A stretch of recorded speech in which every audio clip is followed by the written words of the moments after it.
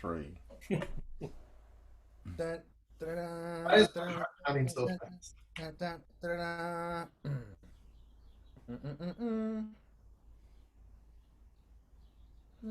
if I need my glasses? Yeah. Oh, I can't even hear the song.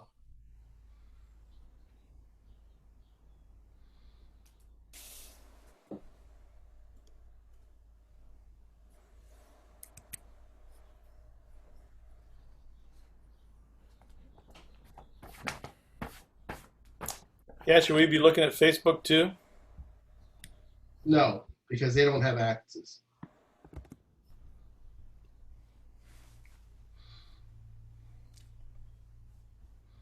Oh, we are live right now. Are we on? Yep. We're on Facebook Live.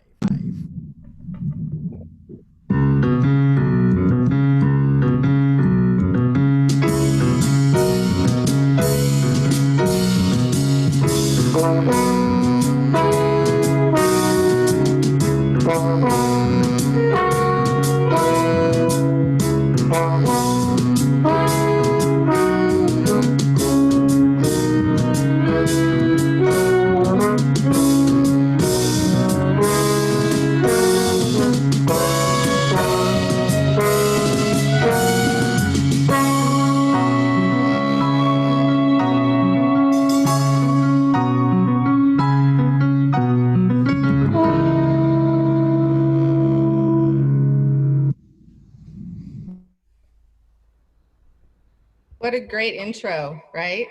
Yeah. Love it. Yeah. So, hey, it looks like we're getting close to 30 participants so far. Hi, everyone. It's great to virtually see you here. Thank you for joining us today for Young Lions Jazz Conservatory's Jazz Explorations with our artistic director, Gilbert Castellanos. On behalf of the board of directors, many who are going to be joining us if they're not already on here right now, I want to let you know that the safety and well-being of you and your family is our highest priority. And the decision we made to move to an online format was not an easy one, but we see now that it was the right one because nothing's more important than everyone's health.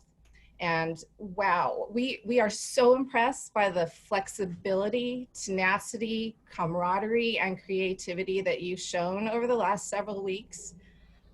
You and your instructors have been an inspiration. And when we see all you're doing and working together remotely via Zoom and video, you inspire us, and we're so proud of you, and we couldn't be more proud to be a part of YLJC. So we look forward to seeing what's in store in the weeks ahead, and we hope you and your families continue to stay well. We really appreciate all you're doing to keep jazz alive at this time. And with that, I'll turn it over to our ever-talented, dedicated, and compassionate Pied Piper of YLJC, Gilbert Castellanos. Leslie, thank you. Yay. Hello, everyone. I'm really thrilled about introducing you to this new series that we're starting on Sundays, Jazz Explorations. When I first found out about the world being on lockdown, the first thing that came to my mind was we need to figure out a way to continue to inspire, create, and connect with my family. And that's all of you out there. Creative people do not use things for what they are. They see for what they can be. We can choose to be affected by the world, or we can choose to affect the world. That is exactly what we are doing here at YLJC. We did not miss a beat and jumped right into online classes, and it's been so successful that we decided to take it a step further and start this new online series. Speaking of new, we would love to hear from you by taking this quick Zoom poll. Please feel free to type any questions that you may have. And at this time, please enjoy a video.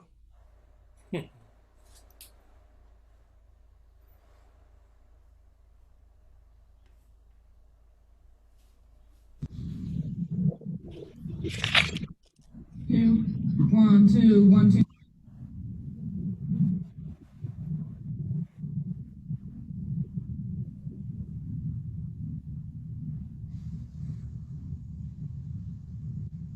Three, four.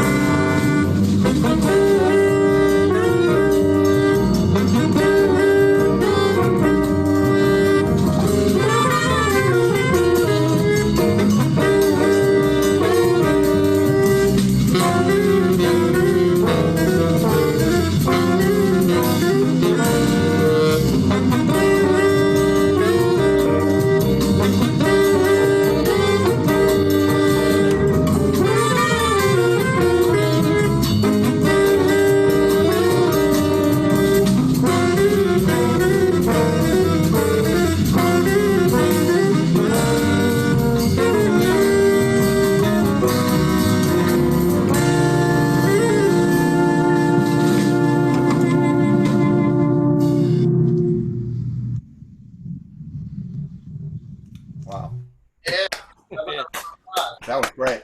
Awesome. Royal Ensemble. Good. By the way, Yeah. they're going to be playing at the Monterey Jazz Festival coming up here in September. Woo! Fingers crossed, making sure that the festival is going to take place at its scheduled time. Thank you for that video, New Soil. Yeah. So this first installment is really to give you all of you an update on how we have been staying busy and inspiring each other for these last several weeks. We would also like to showcase some student spotlight videos along with some ensemble projects that we have been posting on social media. Today is also a perfect time for you to hear from our wonderful instructors who are doing an amazing job working with the students. Here's one of our students, Julia Picker, with her beautiful message.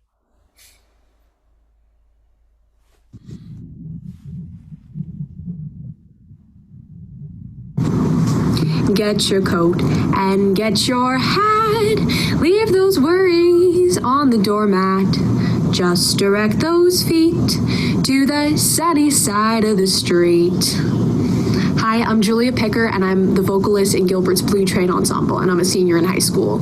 I chose to sing you just a little excerpt from one of my favorite jazz standards, On the Sunny Side of the Street, because I believe that during times like these that are so uncertain and there's so much sadness in the world, I believe that one of the only things we can do to keep ourselves sane and continue growing is to look on the sunny side of the street, think about what we can be doing to improve ourselves, both as artists, as people, and that's kind of how I've been kind of keeping myself busy during quarantine, just focusing on becoming a better person and a better artist.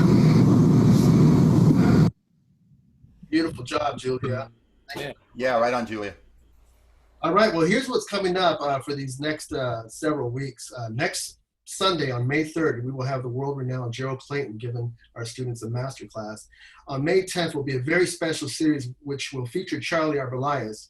He will be interviewing the great John Faddis and Linda Moody, who is a generous supporter of the arts and the reason for YLJC having a James Moody library. On May 24th, or actually May 17th, will be the Rhythm Section Masterclass, which will feature Rob Thorsen, Bob Boss, and Tyler Crutel. May 24th, I will be hosting a masterclass on jam session etiquette, how to practice, and some of my favorite recordings that have played a huge part in my life. May 31st, an incredible masterclass featuring the incomparable Billy Jones III. And at this time, we're going to have Charlie Arbelaez hear some very exciting music. All right. Well, hello, everybody. And thank you very much.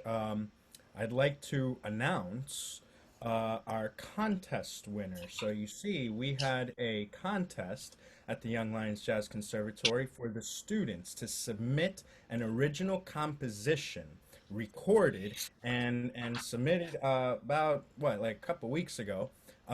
So we had several submissions, and Rob Thorsen, Bob Boss, and Gilbert and myself, we sat down and we listened to all of these, and there was a lot of very good submissions. There were a lot of different elements in every submission that we received, in every composition.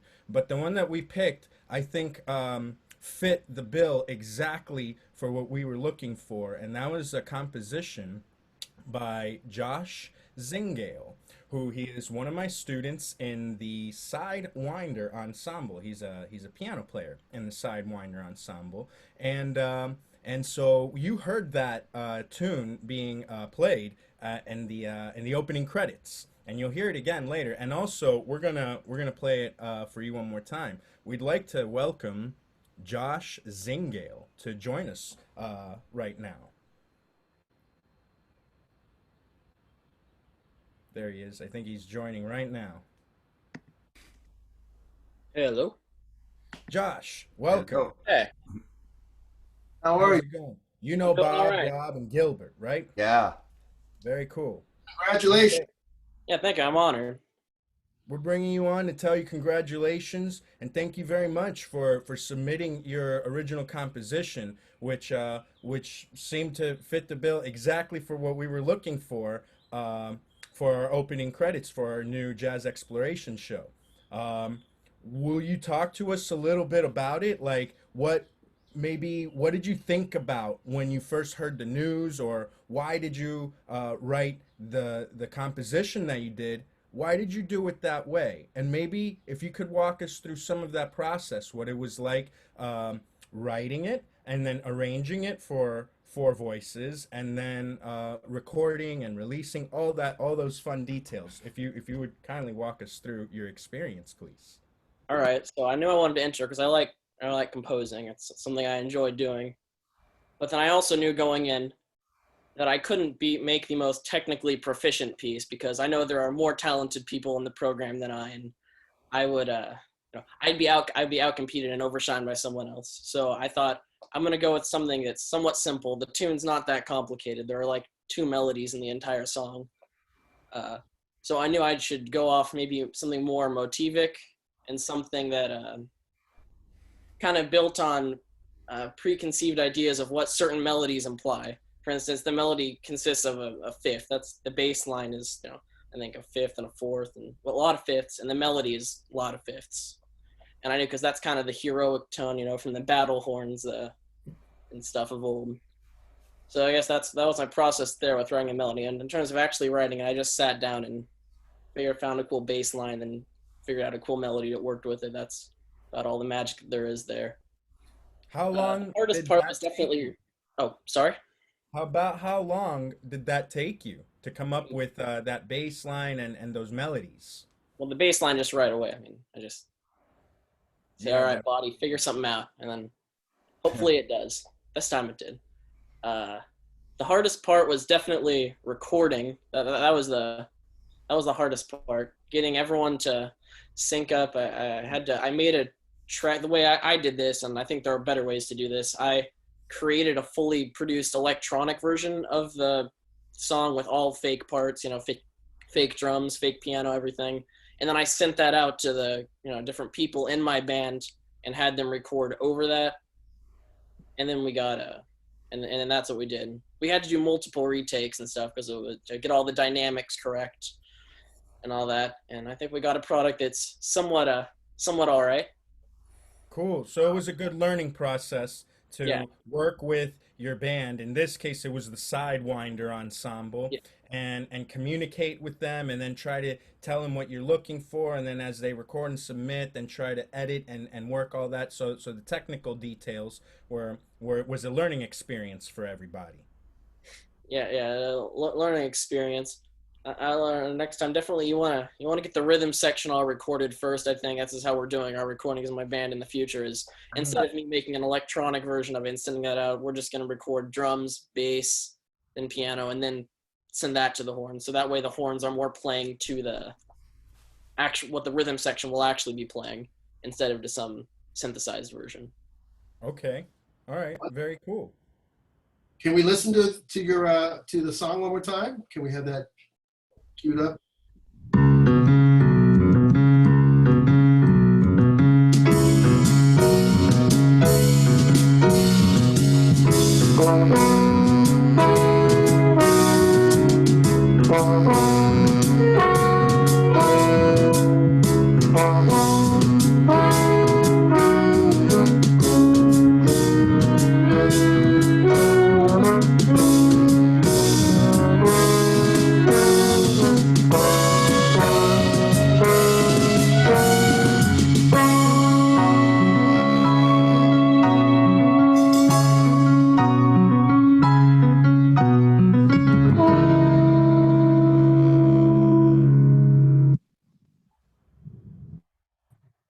Yeah. Yeah, that's such a great tune. Really great. We all enjoyed it. Yeah, thank you. I- I like to thank my band also, wouldn't have been possible without them. It would have been a bunch of synthesized instruments, which don't sound really.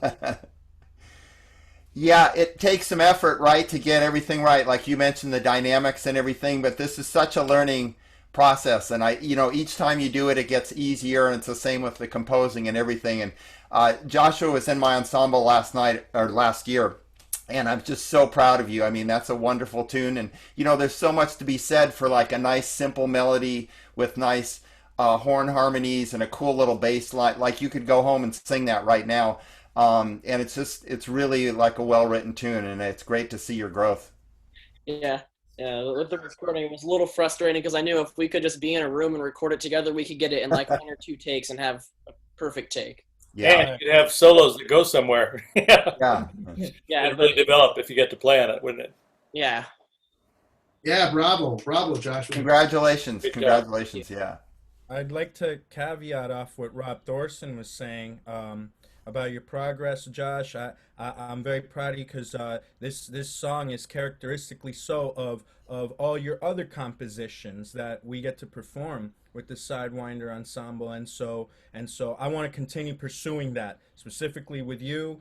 I want you to continue writing, continue arranging for 3, 4 horns, 2, 3, 4 horns. All right, it doesn't have to be just for the Sidewinder Ensemble, but I want you to continue doing it. That's a very big deal. What you're doing is a very wonderful thing, and keeping people involved like that. So continue to write music, and let's have it recorded more and more. So I think you got a really good start. You won this contest. I think there's some cash involved. There's a cash prize for you. Woo!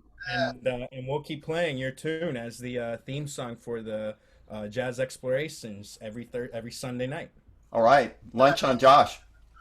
Right on, Josh. Good job, man. Well, at this time, I'd love to maybe turn the table over the mic over to Rob Thorsen to say a few words about how he's kind of handling his ensembles and the type of things that they're working on. Absolutely. I'd love to. One thing I did want to reach out. Also, we had, I think, 9 submissions of songs from different students. And this was not easy at all. I mean, they all had a lot of like great things to them. And, it's basically a blindfold test. So we didn't know who was playing or anything. And I was just so proud of everyone for these submissions. They're really, really good. So keep up the good work, and don't ever be afraid to like compose. Like just record yourself doing it and then write it down, and you'll be amazed at the results. So yeah, thank you so much, Gilbert. I want to thank Gilbert again for, making this transition, and also like Leslie Murray and Craig, all the people that are helping make this whole thing possible. It's been such a good experience, and I'm sure for all of us instructors, like a huge learning experience too, like getting in the Zoom groove and everything. So I thought just to break it up, Gilbert suggested if we wanted to play a little quick tune, we could play a little something. So I just happen to have a bass, and for you younger students, those are called CDs that are on the wall. That stands for compact discs. I might quiz you on that later.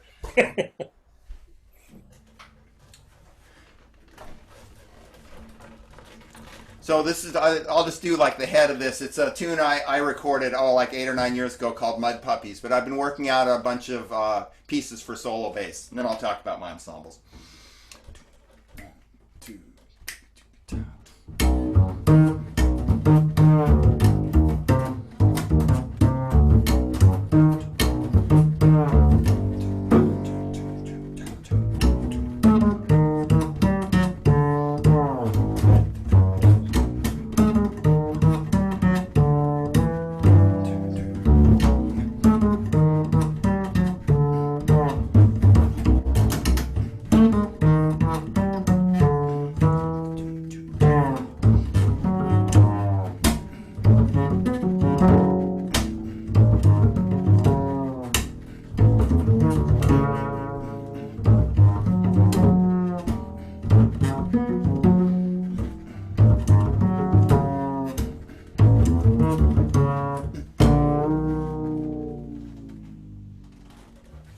Beautiful, Rob. Yeah. All right.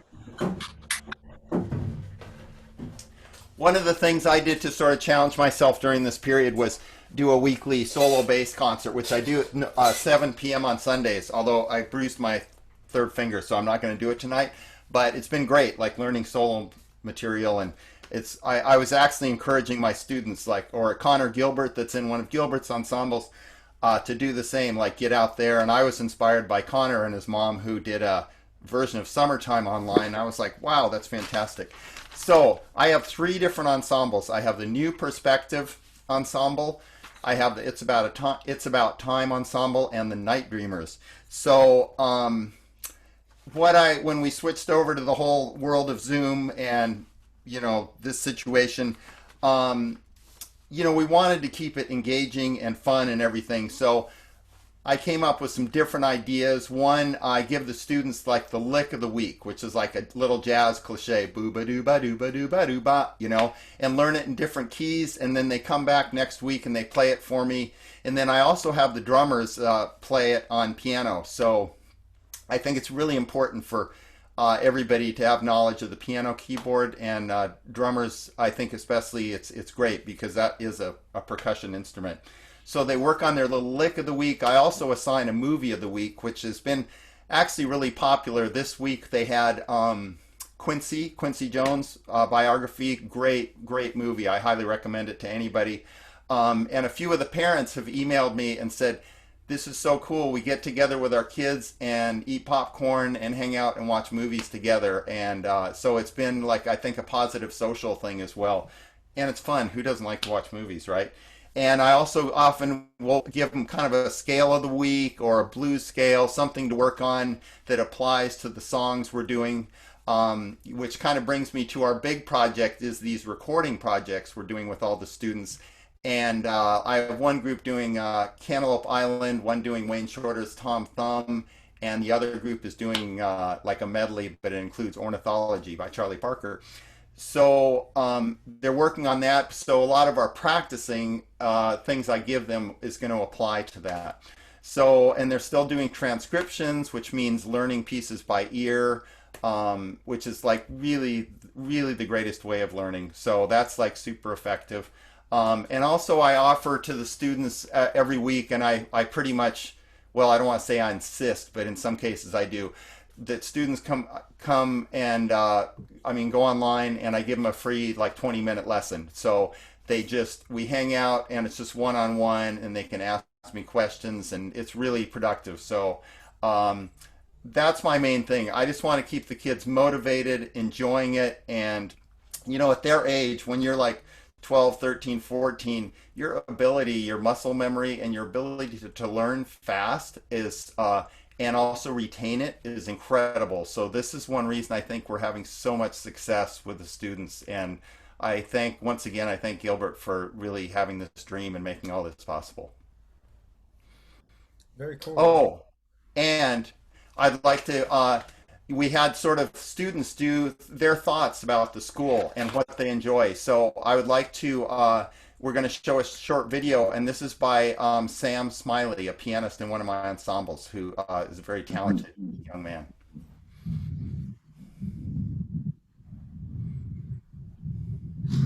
Hi, my name is Sam Smiley. I play in Rob Thorsen's Night Dreamer Ensemble at the Young Lions Jazz Conservatory. I started playing jazz piano myself last year, my junior year. I'm currently a senior. And I'm really thankful for all the things that Young Lions have taught me. And I'm especially thankful for the community that I've been able to kind of be a part of, especially with the students. I mean, these students are amazing. Some of these kids, 12, 13, 14, playing at Carnegie Hall, the Monterey Jazz Festival, or the Lincoln Center, or essentially Ellington. It really is something special to be able to not only learn from the instructors, but to learn from the students themselves. So I'm very thankful to be a part of this kind of once-in-a-lifetime opportunity. So thank you. Yeah, beautiful. All right, Sam. Great job. Thank you, Sam. So that about wraps it up for me. Is it back to you, Gilbert, or am I going to Bob? We're going to pass it over to Charlie. Okay, right on. Well, next I'd like to reintroduce Mr. Charlie Arbelaez, one of my favorite saxophonists in the world and an awesome teacher. Woohoo. Thank you, Mr. Rob Thorsen. All right. Beautiful. How about we start out with a video that Vina, who is a violin player in my Sidewinder ensemble, she recorded a little video, so I'd like to play that first.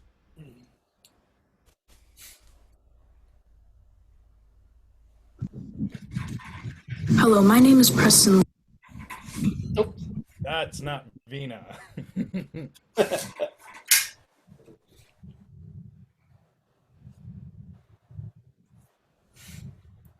Hi, my name is Vina. I am 14 years old and I am a student at the Young Lions Jazz Conservatory, and I play violin in the Sidewinder ensemble. I enjoy being a part of this program because everyone in the community inspires each other to improve, and it is very fun. Being a part of a group is very different from playing alone because you get to connect with others through music. This program helps you express your feelings, which opens up many new possibilities and options. The Young Lions Jazz Conservatory is an amazing experience that everyone should try to be a part of. Oh, that's sweet. Very cool. That's great. Thank you very much, Vina, for saying those great words. Yeah. Nothing, just like she said, this is where you get to be a community, a part of a community with like-minded people your age. We're talking about young musicians in high school, middle school, all throughout San Diego. So this is a great place to come together, with people and play music. But that's been taken away. So what we're doing now online is focusing more on other aspects of music, such as history. So we've been watching documentaries. We've been learning about Louis Armstrong. We've been learning about Duke Ellington. We've just been checking out a lot of music. We listened to, for example, one of the albums that we listened to was Bird live at Birdland. His quintet. So we were listening to that. So we've been really digging deep on the music. As far as rehearsing together, that can't happen right now. So we've turned to recording, and some of the issues that have come to light with recording is you have to be able to bring your part to the table, and in order, right? So we've been finding out about rhythm sections, going first the drums and then the bass, piano, all that, learning that procedure. And it's been an interesting learning curve from the technical aspect of using this technology, which suddenly we are very dependent on, even for right now, broadcasting live, with the Young Lions. So it's been a very fast learning curve to A, learn the technology required, and B, be very solid in your own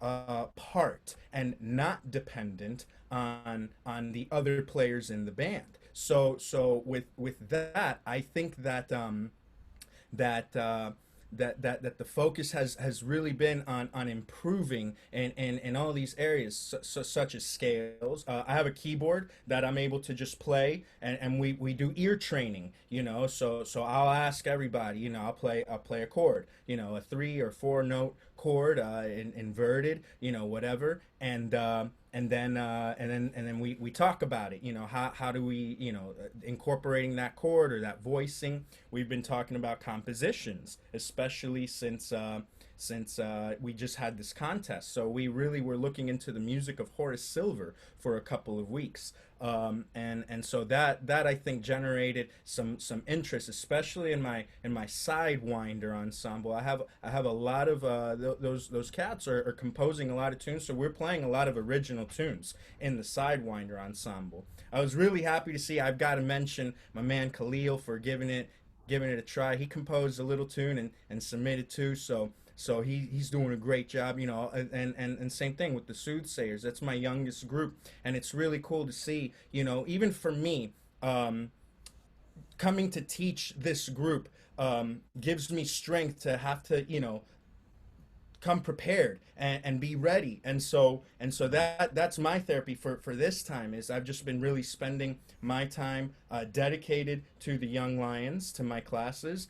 We've been meeting even 2 or 3 times a week, and we'll talk about music, and we'll just hang and everything like that. I've also been recently mostly composing. I haven't been really, having an online internet presence, but I've been composing, writing music, and just trying to be there for my friends as best as we can. But it goes without saying, we don't skip a day without music. I'm in constant communication with all my students, sending out music books, different literature, repertoire, recordings, history, players, and all this sort of stuff. So right now in particular, I feel pretty close to my groups, and I feel like we're getting a lot of great work done. And so in the next few weeks, before we finish up in June, you'll probably see us cranking out a lot of recordings, because that's what our main focus is now, is recording this stuff and putting it together so we can learn and grow from that point. Beautiful. Thank you, Charlie. Please welcome Mr. Bob Boss. Yeah.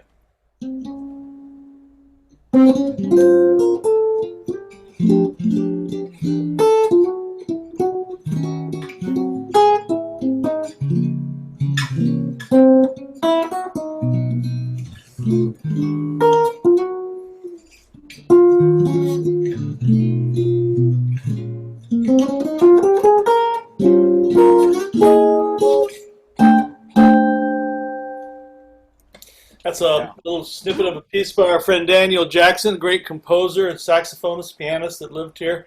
And all of us got to work with him a bunch. We're inspired by him, by his originality and his playing in general, and just his personality too. So one of the ways that I divide up the job of learning how to improvise, how to play jazz, is under 2 main headings, and these guys have already covered quite a bit of that. One is technique and one is repertoire. So if you think of the songs you're going to learn to play, which is the main thing we focus on in the group, making sure we have enough to perform at Panama 66 and stuff, enough music to play each week so you stay engaged and challenged and entertained. And then when you go to approach those tunes, a lot of the people try to improvise and they find out you can't just pick notes at random. You have to know the harmony that it's based on. So we use the same basic three elements of music: melody, harmony, and rhythm, and explore each of those to try and create good solos.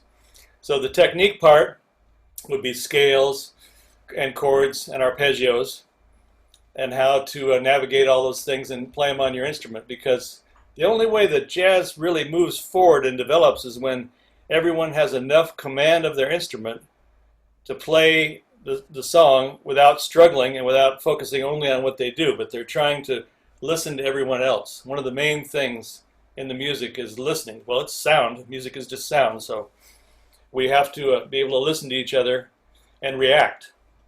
So sometimes a good idea comes from someone else in the group, and if you're involved and busy in what you're doing, so much so that you can't really react to it, then you're losing out on a good opportunity. So the vocabulary from the history of the music is huge, and part of it comes from Broadway's show tunes, and part of it comes from church music and spirituals, and a lot of it comes from original compositions, like the one I just played by Daniel Jackson. Now, he knew tons and tons of the standards and all the general repertoire, and he knew his instrument really well, so it was a great influence to be able to play with him.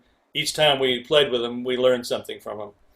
And so that's one of the things you want to decide early on, if you can. Do you want to be a sideman and help other people perform their music, or do you want to be a leader and write music? So that's why it's a good idea to ask everyone to start composing and trying it and see what you like. If you know a good repertoire, then you'll know, if you want to be a leader, you'll know what songs you want to play. If you want to be a sideman, you'll kind of know who you want to play with. So those are a couple of things that are important. So this is the first time in history, really, right at the beginning of jazz is the beginning of the recording technology. So we have recordings from the beginning, turn of the century, of the people that wrote the music that we're playing still. Now, everyone agrees Beethoven was one of the best pianists in Europe in his day, but we'll never hear him play. All we have is sketches of what he played on paper, and if those guys recorded, and if they recorded so much on paper, oh, that's only a fraction of what they actually played. So they were improvisers too, really, if they composed that much. Anyway, so, but nowadays we have a chance to hear Thelonious Monk's music played by Thelonious Monk. So that's one thing we're focusing on, is I think everybody's been giving out an album of the week. And we're picking some classics like Miles Davis' Kind of Blue, and a Cannonball Adderley record called Something Else, and Thelonious Monk with John Coltrane.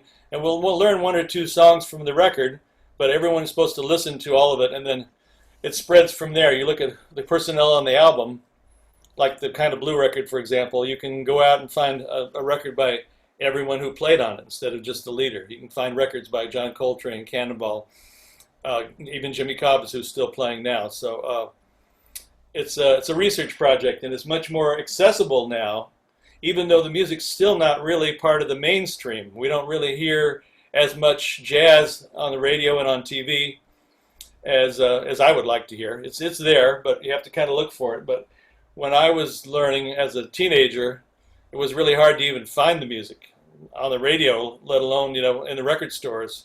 You had to be in the urban area, and you had to know what you were looking for, and it took a while. Now it's much more accessible. It's easy to find everything quickly on the computer, but you have the danger of not really listening to the whole album and understanding exactly what went on with all the players on it, because you get one tune or something at a time instead of the whole record. So that's the reason for the album of the week. We want to research these things and get the concept behind what these performers were doing when they presented the material, because they thought about it. One of my ensembles is called Maiden Voyage. That's Herbie Hancock's record from the Blue Note record, and it has a theme. It has a theme about nature, about sailing on the ocean, dolphin dance, survival of the fittest, and all that. So there's a lot that went on to these albums, and the songs hold together as a unit, under a certain concept. So it's important to know about that too, because we're really trying to tell a story when we improvise, and with the whole group. So technique and repertoire, that's the two things that we're working on, and I don't want to use up too much more time here. We okay for now? I think I have a video from our drummer in the string ensemble, Preston.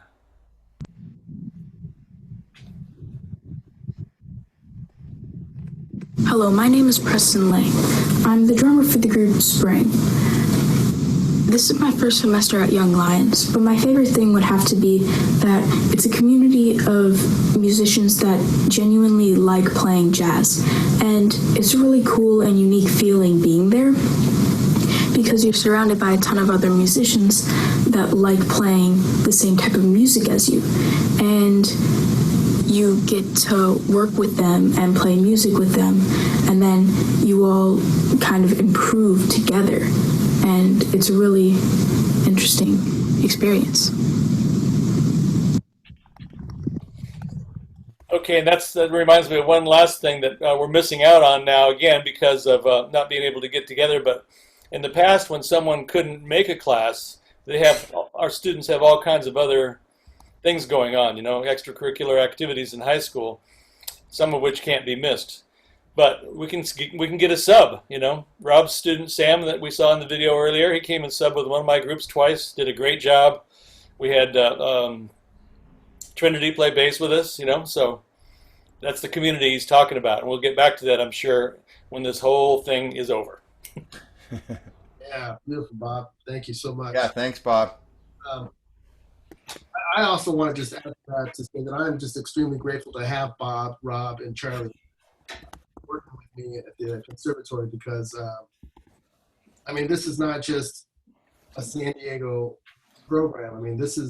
We have world-renowned musicians working with this school, and thank you guys from the bottom of my heart for being there. And I think at this time, we're going to open it up to some questions from our students. It's a good time for you guys to ask us questions, so why don't we go there now and see what comes up here.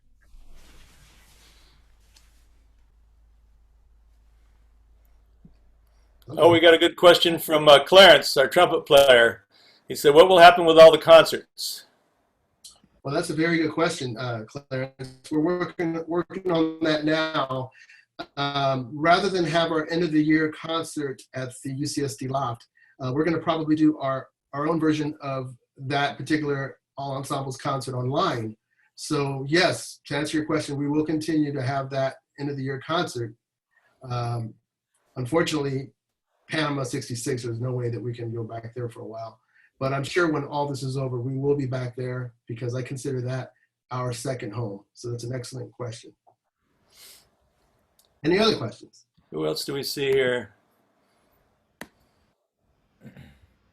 Let me see. Emmanuel. Well, the big band, yes, he's asking what will we do for the big band? Right. That's a very good question because I think that now that we're getting a better idea, at least for myself, how to work with this new technology, we might just have an online YLJC big band.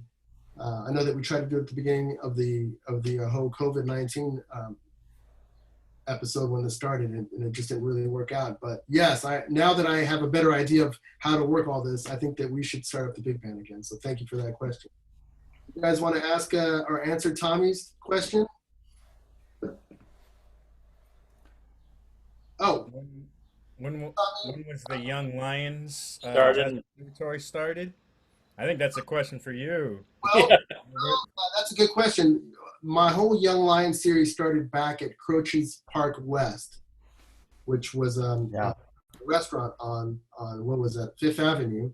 That was in 2014. 2014 is when I started the idea of kind of taking the younger musicians under my wing and helping them out. But to be honest, it started years before that because even when we were at Croce's on Fifth Avenue in the Gas Lamp, we were already having young musicians like Ryan Shaw coming out to sit in and learn the music, the repertoire. And Ryan Shaw is now playing with Michael Bublé, to give you an idea of where he's gone from his days living here, and now he's a big superstar living in Los Angeles and really living his dream. So I hope I answered your question.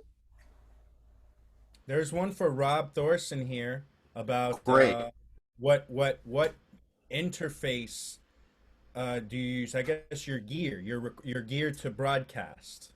Right. Okay. So, and like many of us, I'm sort of transitioning right now, like figuring out like what works the best. I did go buy a little interface, and it's called a PreSonus interface, and the model is 24C.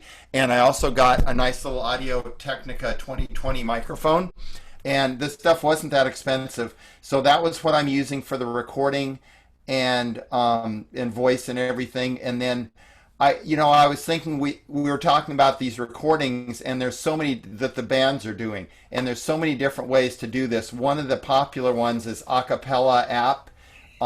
There's also people use iMovie for it. Each one seems to have pluses and minuses, but Acapella app is a real popular one for when you want video and you want sound. Great. Any other questions? That answers that. Oh, here's a good one. What made all of you want to pursue jazz, and why did you? Oh, that's nice. Oh, I'm not really that good at anything else. Well, I'm kind of stuck. I definitely have an answer for that. I grew up playing different instruments. Well, this goes back more to instruments, but when I was about 20 when I found a bass, or 19, I found an electric bass at a garage sale. And I'd played saxophone and classical guitar, but the bass like totally resonated with me. I sort of, no pun meant intended. But and as far as jazz specifically, it's the improvisational aspect of it. I mean, there's nothing like that, and you still get your grooves and everything. Jazz is whatever you make it, and it's mostly going to have that improvisational element. So why wouldn't somebody want to pursue that? And it gives you such an understanding of all forms of music. I think it's the best education you could get. Katie Murphy has a great question. Charlie, do you want to answer that one?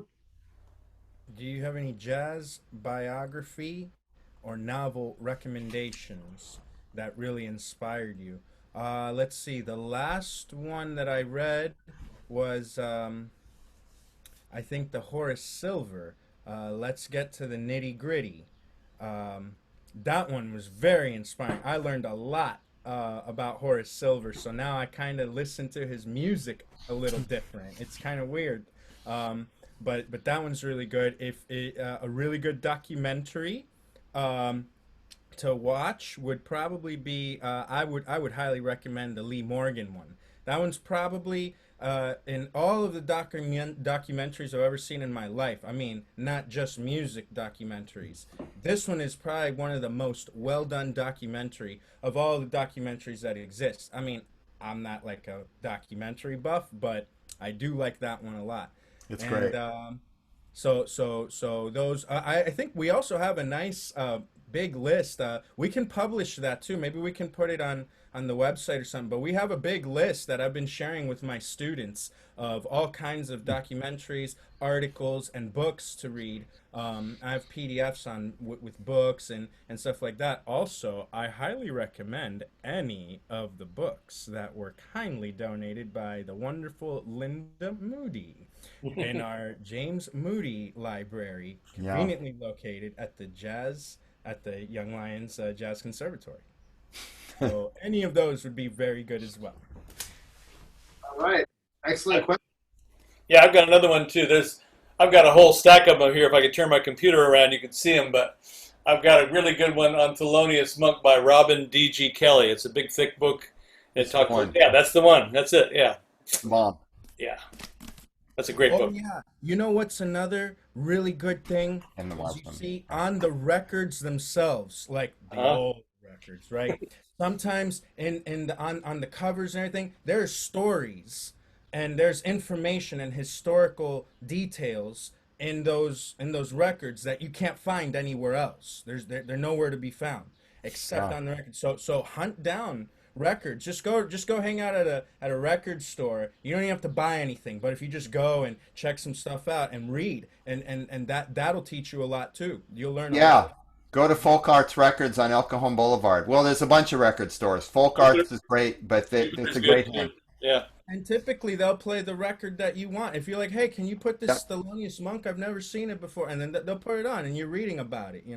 So and then if you do want it, what is it, like $5? For the record, and then you got it. So So that's a big one. Go to a record store and look for the records and read all the content, and that'll teach you a lot more than you would think. Excellent question. Yeah. Yeah, that one's great. I pulled out a couple others too. The Miles Davis by Quincy Troop is really good. That one, that's my favorite. And Chasing the Train by J.C. Thomas, I think, is a really good one. There's a bunch on Train. Yeah. And well, I mean, in that case, we've got Definitive Guide, Wayne Shorter. There's a book called Footprints about Wayne Shorter. Oh yeah. Beneath the Underdog, Charles Mingus. That's also Beneath the Underdog. Right. We got Gil Evans. There's a book about Gil Evans called Out of the Cool. So yeah, we should send you a list. Oh, Bob, yeah, you gave me that book on Billy Strayhorn too. Lush Life. That one's a great one. Yeah. Oh yeah. Yeah. Oh, I have to catch Katie, I that. hope that answers your question. Yeah, Katie, I think your question's been answered. You've got enough reading for 2 years now. Well, unfortunately, we're almost out of time, so we're not going to be able to answer any more questions. But we'd love to share one more video with you at this time, and this one is from our Free for All ensemble.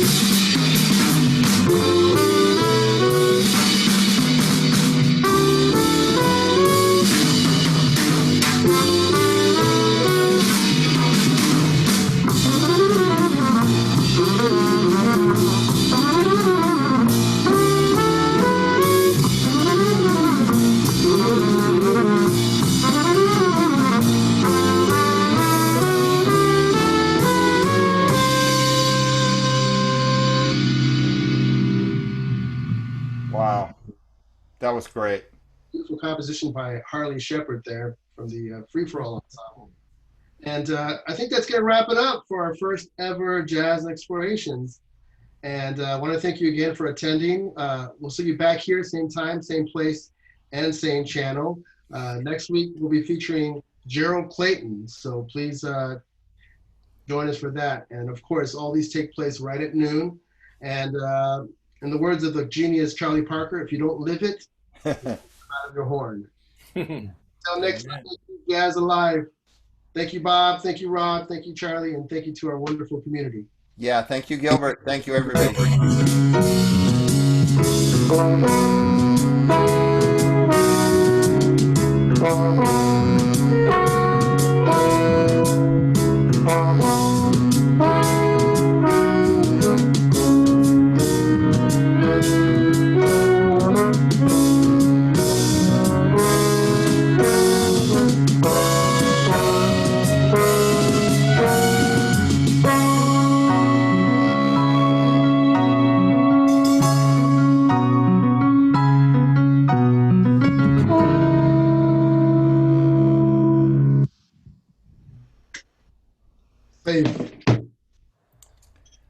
All right. Good job. There we go. Are we off air? Oh, wow. Yeah, I got a lot to learn.